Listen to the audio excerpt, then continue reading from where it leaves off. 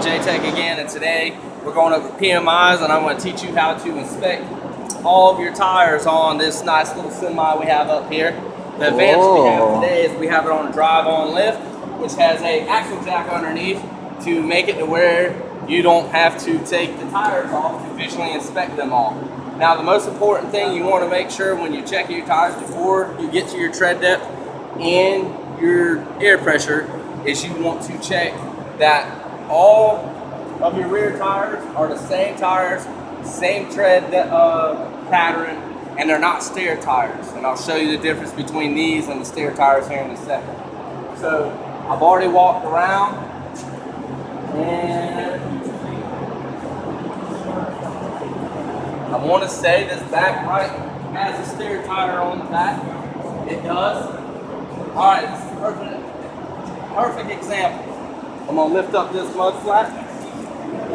This is what you want on the rear. This you do not. This is a stair tire and a stair tire only. You only want this on the front of your truck. There's no traction back here. So as you can tell, if this was coming into my shop, I would already freaking tell the driver he needs one tire just due to it being the wrong type of tire on the back. So what we'll do next, I'm not going to show you all these tires, tread depth and everything. I'm going to show you how to do it on one tire.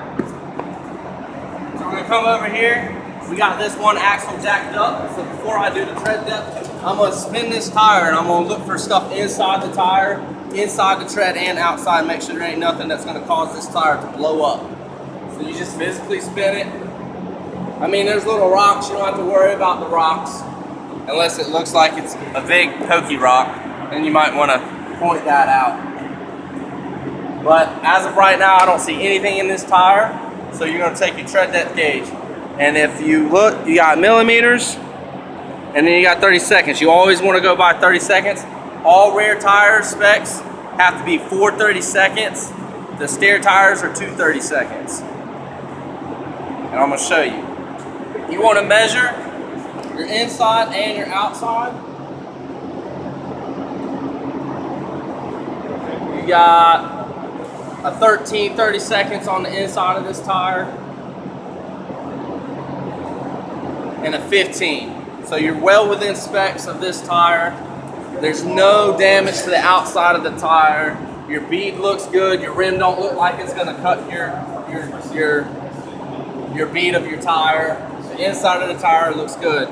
So you would want, like I said, you want to check all your tires, you mark them down.